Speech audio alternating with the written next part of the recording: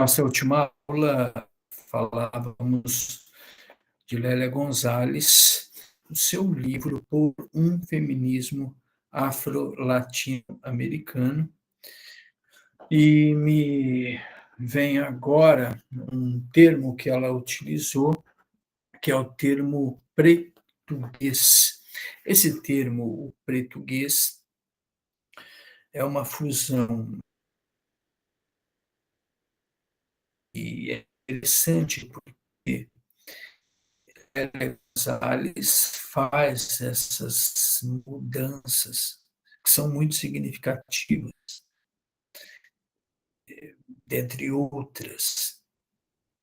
Nós continuaremos agora, essa segunda parte da aula, o texto ainda por um feminismo afro-latino-americano, mas aqui, neste capítulo, intitulado A Mulher Negra na Sociedade Brasileira, uma abordagem política e econômica.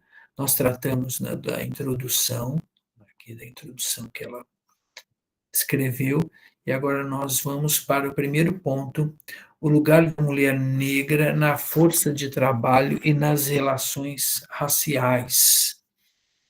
E ela escreve: antes de mais nada, importa caracterizar o racismo como uma construção ideológica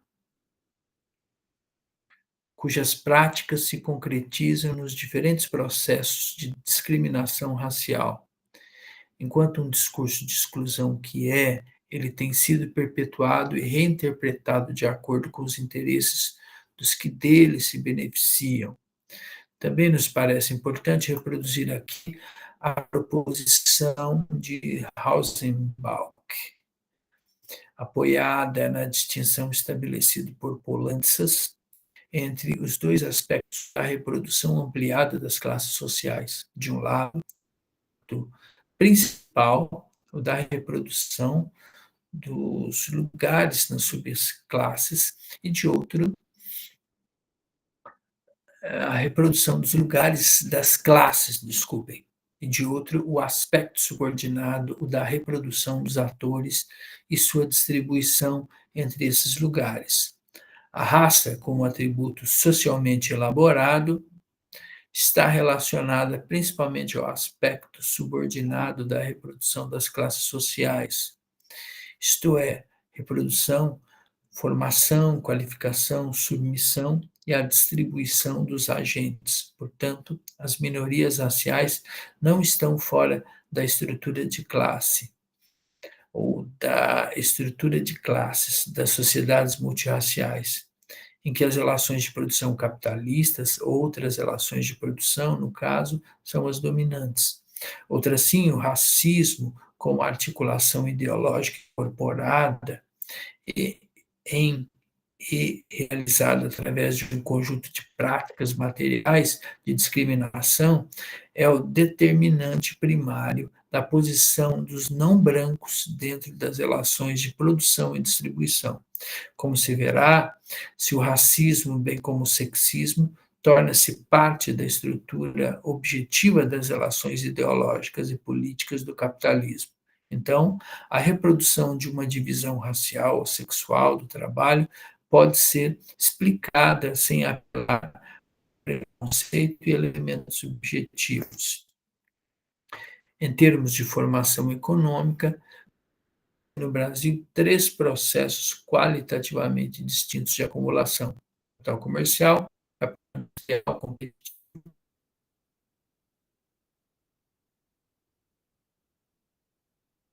sobre os demais, dadas as articulações dos três setores. Formas prévias,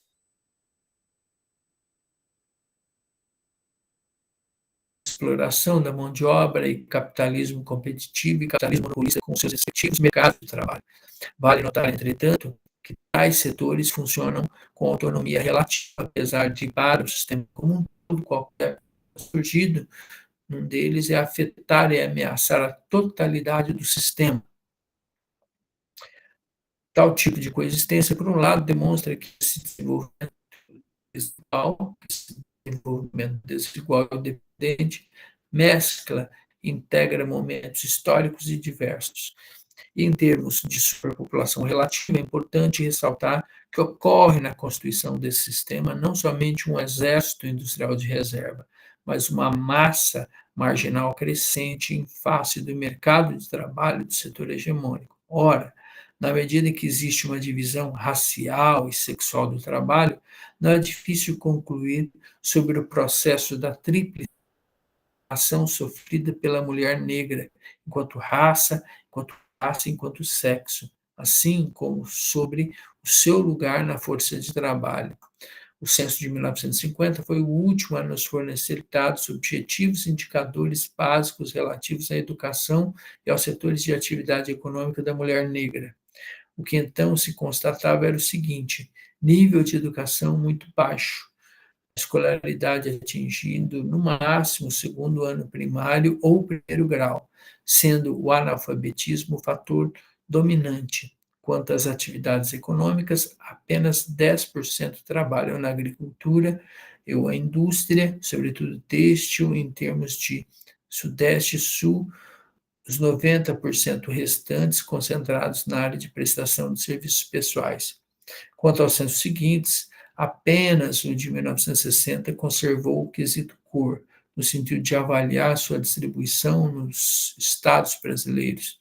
O de 1970 simplesmente o excluiu, e o de 1980 reincluirá apenas como demonstra as razões apresentadas como justificativas de tal exclusão. Denominam-se dificuldades étnicas. E por aí pode-se constatar como se delineia a intenção de escamotear as informações a respeito da chamada população de cor de nosso país, assim como a miséria, o desamparo em que a mesma se encontra. E isso ocultado pelo interesse de aparentar a existência de uma grande harmonia e igualdade racial no Brasil. No período que se estende de 1950 aos dias atuais, ocorreram o desenvolvimento e a modernização que ampliaram diferentes setores industriais, ao lado de uma crescente urbanização. Em face dessa ampliação, a indústria têxtil entrou num processo de decadência que resultou, inclusive, no fechamento de muitas fábricas. Com isso, a mulher negra perdeu muito enquanto operária, apesar de tentar penetrar em outros setores, como a indústria de alimentos ou de roupas, onde viria a ser a grande minoria. Aqui também o processo de seleção racial favorece muito mais a operária branca ou a morena do que a negra. De qualquer modo, novas perspectivas foram abertas nos setores burocráticos de nível mais baixo, que se feminizaram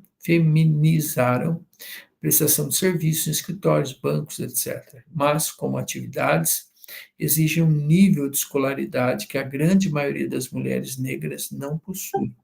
Muitos mais motivos foram criados no sentido de reforçar a discriminação. O contato com o público exige educação e boa aparência, quanto à minoria de mulheres negras que, nos dias de hoje, atingiram níveis mais altos de escolaridade. O que se observa é que, apesar de sua capacitação, a seleção racial se mantém. Não são poucos os casos de rejeição, principalmente multinacionais, que possuem como código de discriminação a sigla Colored, colocada nos testes de admissão de candidatas negras para cargos mais elevados, como o de secretária bilíngue ou trilíngue, por exemplo, quando nos anúncios de jornais, na seção de oferta de empregos, surgem as expressões tais como boa aparência, ótima aparência, já se sabe seu significado, que não se apresentem candidatas negras, elas não serão admitidas. As possibilidades de ascensão em determinados setores de classe média têm sido praticamente nulas para a maioria da população negra. Então, vamos começar por aí. Pessoal, vocês devem, evidentemente, acompanhar a minha leitura.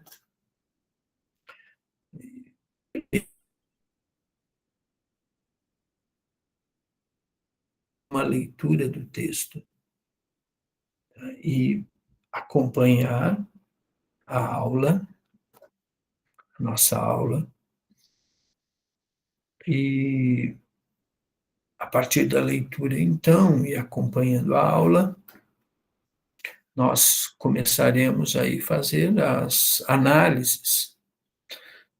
Bom, sobre essa inserção, quando eu falei na primeira parte da aula sobre o feminismo, e o feminismo tinha que considerar a mulher negra, afrodescendente, por isso que hoje se falamos em feminismo negro, porque as condições históricas, como observamos no texto, são muito diferentes da mulher negra para a mulher branca.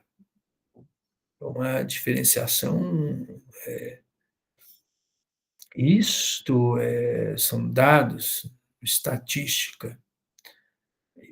É interessante observar que a questão da boa aparência foi trocada pela, no caso de quem vai procurar emprego, hoje isso foi trocado. Hoje se fala assim, não obedece o perfil da empresa, não atende ao perfil da empresa. E esse perfil é um perfil necessariamente, muitas das vezes, é branco, da mulher branca, por exemplo. Claro, talvez isso não ocorra nas funções assim, de empregada doméstica, caixa de supermercado, em algumas funções, mas certamente nas funções de mando, de gerência, cargos executivos, isso entra. Isso entra. Então, é preciso dizer que, por exemplo, a Faria Lima, quando nós olhamos para os prédios da Faria Lima, quando olhamos para os ternos dos executivos da Faria Lima e os seus sapatênis, nós olhamos e falamos: olha, essa pessoa é uma pessoa muito moderna, muito sofisticada, mas não se enganem, é o tipo de gente que gostaria muito, se a escravidão voltasse, eles iriam ficar muito, muito, muito satisfeitos. Se nós voltássemos ao padrão de trabalho exaustivo da Revolução Industrial, 16 horas por dia de trabalho, sem registro em carteira, sem direito a 13º, eles achariam uma maravilha. E isto está ligado ao que afirma Lélia Gonzalez.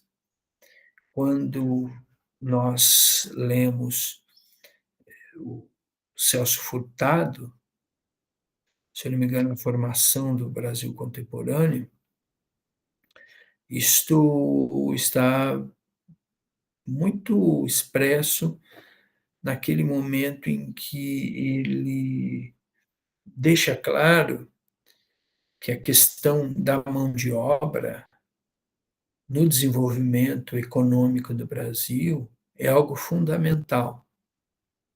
É como se ele dissesse assim, bem a grosso modo: olha, o liberalismo ele nunca será um liberalismo pleno, plenamente satisfatório, plenamente desenvolvido, porque as elites brasileiras elas não podem perder a função de direção, de gestão da economia.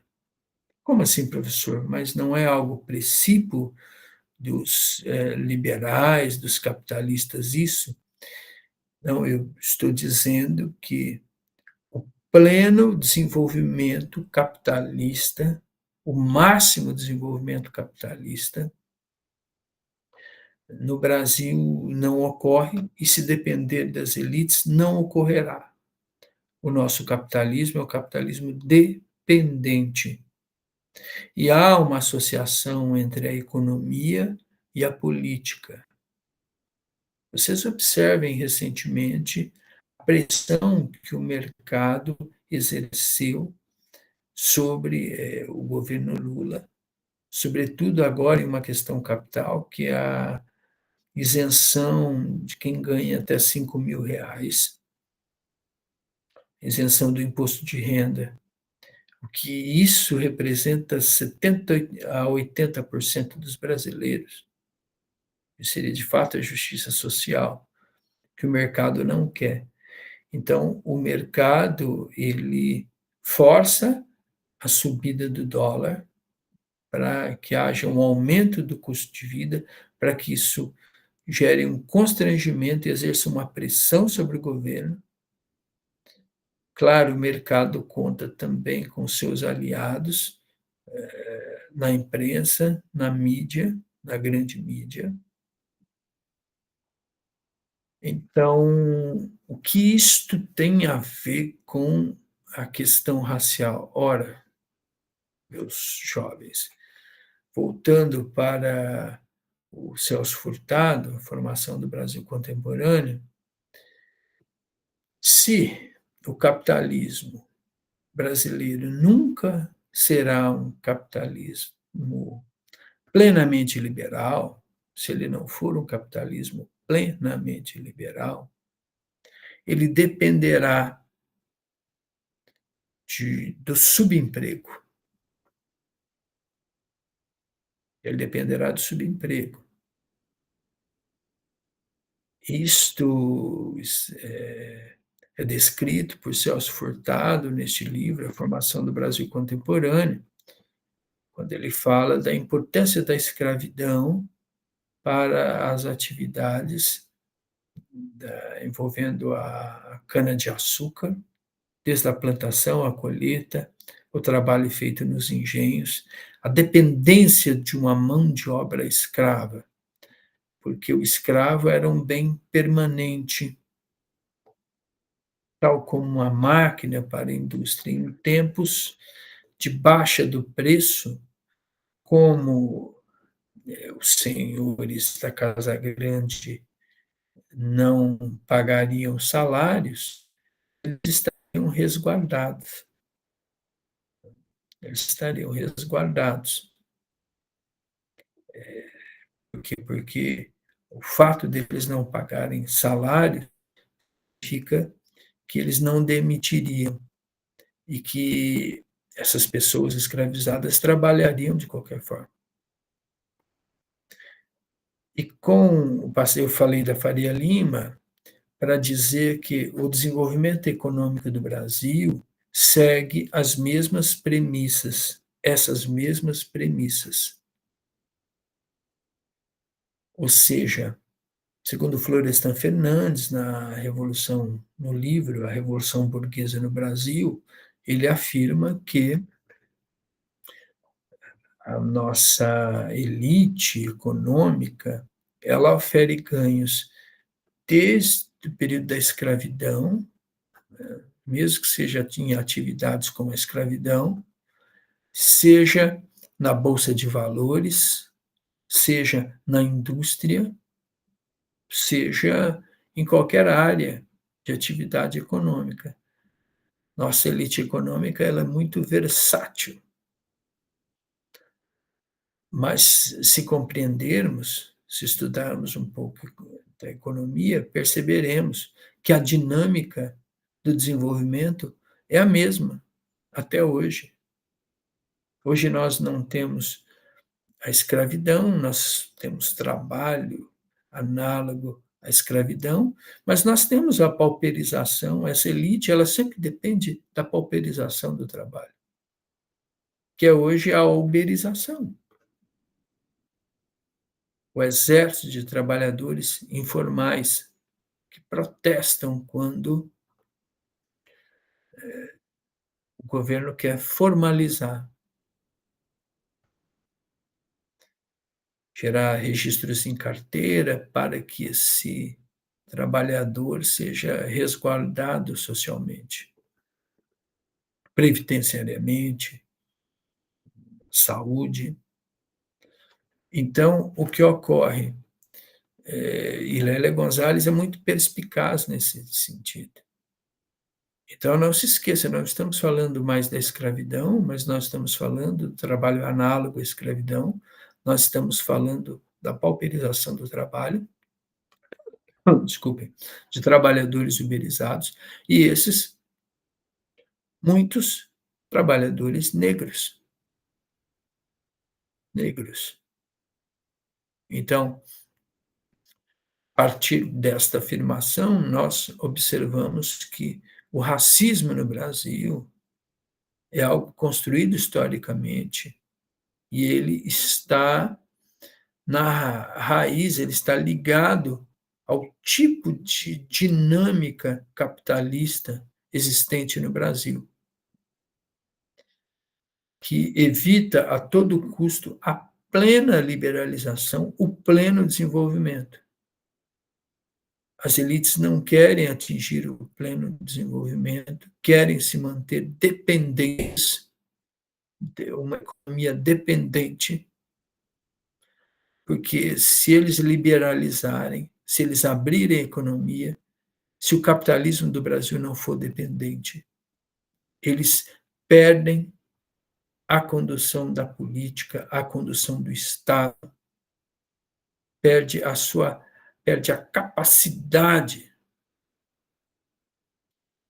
de exercer o poder no país, que é algo fundamental, fundamental para o controle político e econômico dessa elite. Tá? Então, Lélia Gonzalez é bem perspicaz nessa questão. Eu preciso encerrar a aula, nós continuamos.